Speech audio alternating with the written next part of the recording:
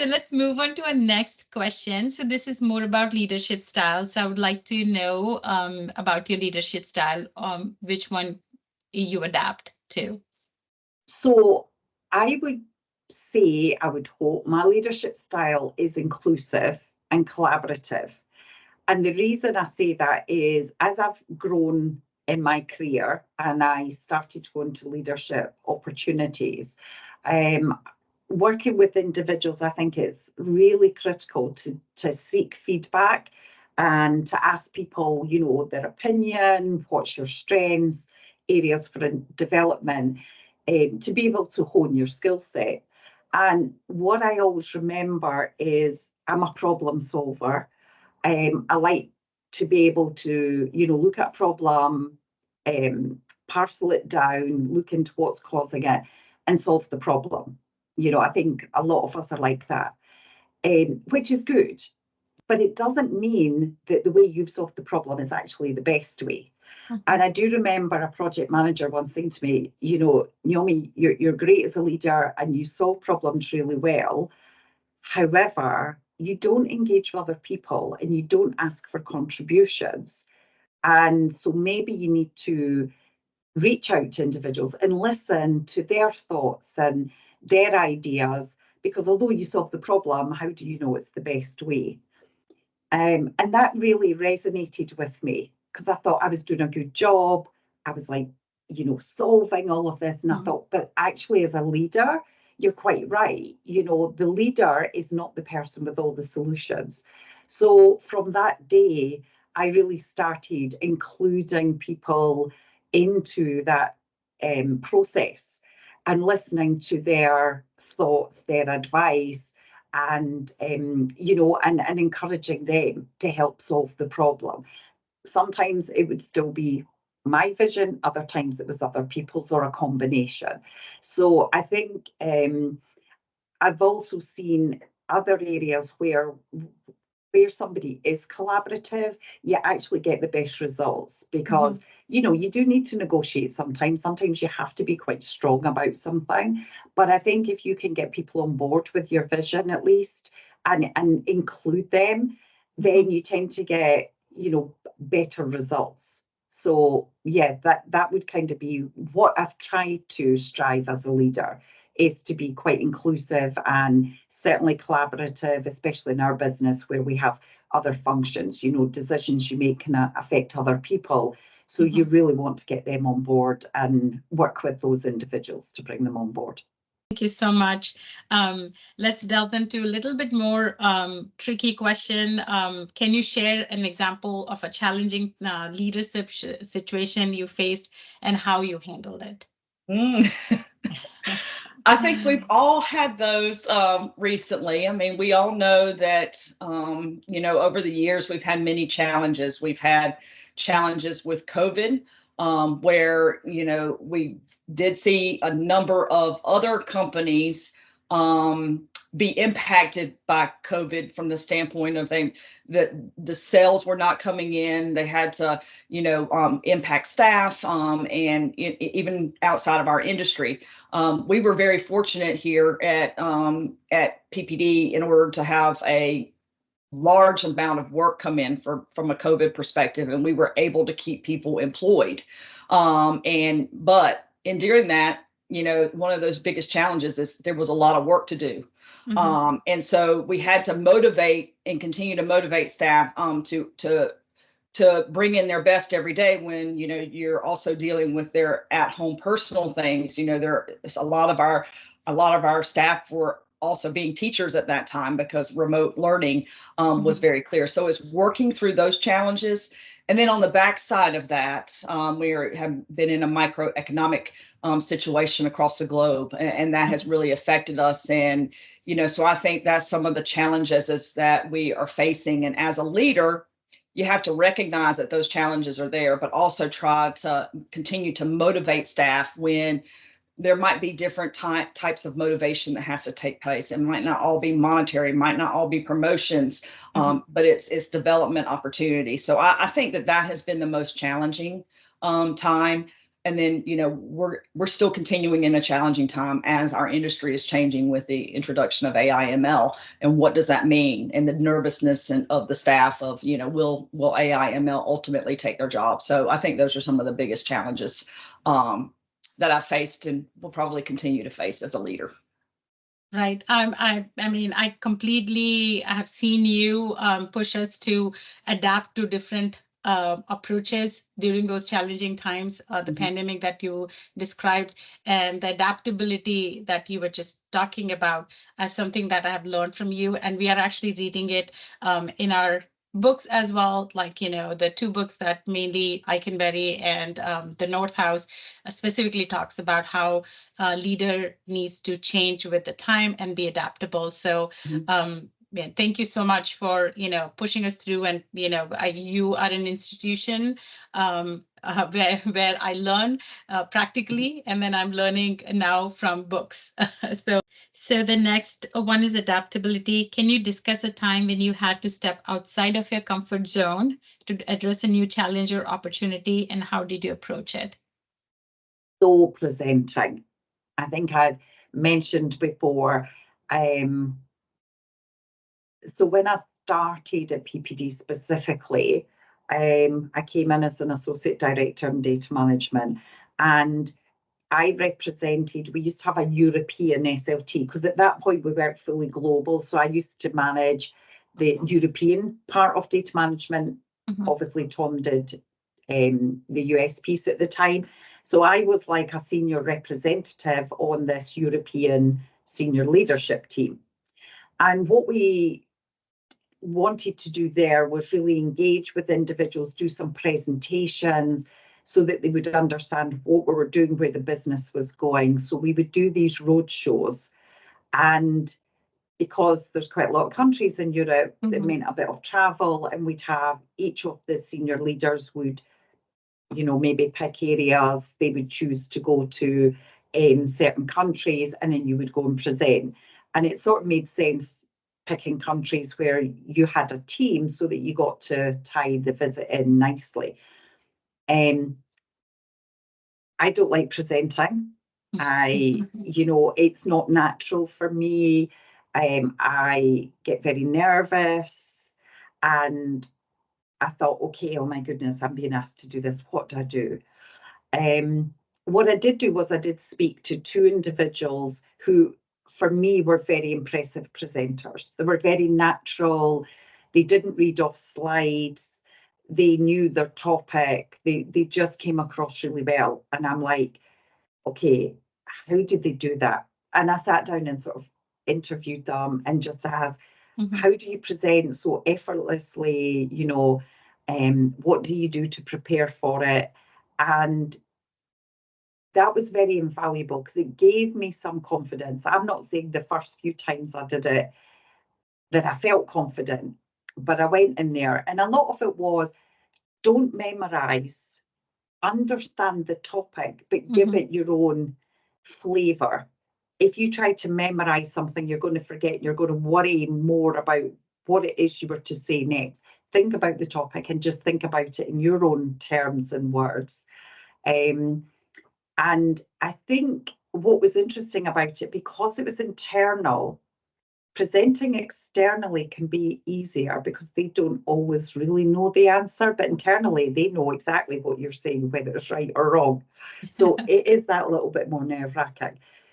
So I went out there and did it, and you know, people were like, it was good to see people were engaged, they asked questions, and people would often say that was good, and it did help build the confidence. So what I would say is, I just kept doing it. Even today, it's not my favourite thing to do. I'm slightly less nervous about it, but it's something that you just have to keep doing. You will get better, because that's the point. You're not comfortable because there's something there that's just not natural for you. It's not your strength. But if you keep working at it, you can overcome anything. So I'll probably never be the best presenter, but I can do it, and I will do it, and I'll happily do it, and hopefully people learn some things from it. But that definitely took me out of my comfort zone. No one could ever tell. I mean, all of those meetings that I'm with here, you're absolutely outstanding. So nobody could ever even get that impression that you're nervous ever. And I do want to share that with this course, that organizational leadership, one of the factor that we are learning also is a leader doesn't matter what level they are, they always keep learning. You can't stop learning. So what you alluded to just now, saying that, you found your, your limitation, and you then found ways to mitigate them, and then you chose to take help and get improve on it. So that shows the growth will never stop, and it only makes you a better leader. So that is something that we learned from I Can Berry, the book that I'm reading right now. So thank you so much. That's one other question, following achievement. Can you describe a specific project that you're particularly proud of that impacted? I think you kind of made that clinical trial and, making the difference in moving the drug is your achievement. But is there anything particular that stand out that you feel like you're extremely proud of?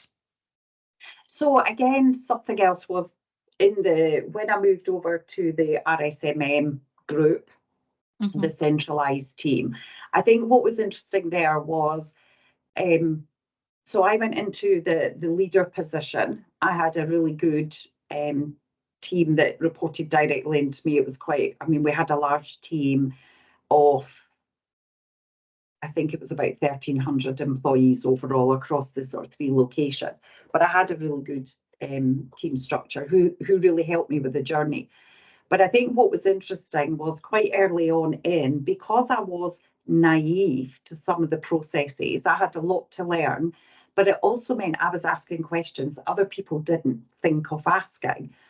And we had a process where our team, so we have startups, so there was the startup team, they were doing activities, and obviously we have to file everything to demonstrate to the authorities what we did. So if we needed to recreate the trial, we have to do it. So we have our trial master file where we file all our documents. We had a team that at that point, we weren't using the current file, they were the ones that posted into this technology, but we had to put it into a holding area for them. And what I noticed was we would have the employees in the startup team would post the documents into a folder. We would take the documents and put it into this repository that then got uploaded. And I was looking at it going, have we not got too many steps there? And what's the point of this? And what they said is, so we hand off from the startup team to the clinical team. And the clinical team find that there's gaps in the files. So we're there to help. So I'm looking at it going, moving the files from one place to another isn't really helping. So let's take the step out. Let's get the startup team to move it to the repository here. So we take out that step and then it moves. But what we'll do is have our team do what we call a gap analysis.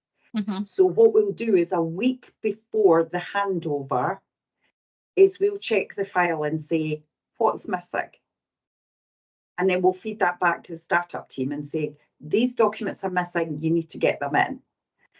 And then 2 days before the handover, we would do that process again, and we would say, these are still missing, we need to get them in. So we removed a step, but we did a review. And what happened was the files went from being approximately 70% complete at the handover to 97% complete by the time we did the handover. So what for me was, in a way, asking the right questions, took a very inefficient process, streamlined it, but then also made an impact on the quality of the file by the time they were doing the handover. So it was, that for me was quite an achievement. I mean, my employees were going, you're taking work away from us. And it's like, no, let's be efficient and let's do this. And then more people will come and say, oh, you're really good at solving problems and looking at efficient processes. So instead of being worried about what we're doing, they were coming asking us, could your team, here's a problem, is there any way your team could help? And that was kind of how we started to grow that team and grow the activities that went in. So for me, that was the big achievement, that we removed duplication. We removed tasks that weren't really gaining us anything, but we started to build a reputation and build other tasks where we did add value to the overall process. So that to me was a great achievement, being able to build that team up and really to support the broader clinical team with process improvements. So I'm very proud of my team for doing that. That is outstanding to hear. That it resonates so well with me, and because I'm constantly thinking ways to improve as well, and learning from certain aspects from the MBA program is delayering, which is one of the concepts that we are learning, and removing redundancy, making process lean and nimble. So that resonated quite well with me. Move on to the question. Decision making sometimes can be extremely challenging. I am sure you make tough decisions on day-to-day basis.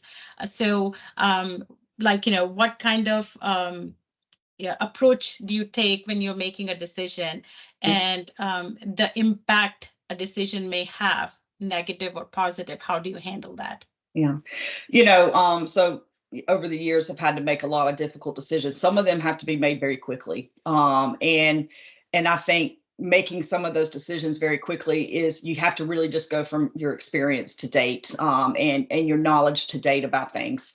Other decisions, you can sit there and chew on them and sit there and think, okay, what is the best route forward? So I really kind of go through my pros and cons of that decision. And I weigh it to say, okay, even though this might be a difficult decision to make and one that people might not be happy about, I look at the pros and I really focus on the pros of that decision, instead of focusing on the cons. So I kind of always try to present, when a decision is made and someone might not like that decision, I always say, okay, this is why I made the decision, and think of these positives rather than focusing on the negatives of the decision that being made. I think you have to take the emotion out of the decision you're making. I think that is probably the most important thing that you have to do, because we all have emotions, we all have feelings about things, but you have to practically sit there and separate the two and take your emotions out of it when you're making some decisions. So I think that is probably what I do as a leader, is take the emotion out of it, really focus on the pros of the decisions, and really go off of my experience to date, of making some decisions that were right and or wrong, and moving forward from there. That's such an excellent way you described it, because that is something, is a learning thing for me, taking the emotion out, because I'm a very sensitive person. So I wear my emotions on my shoulder, and sometimes it's reflective. You have seen that as well. So that's a good reinforcement to hear you say that. Yes.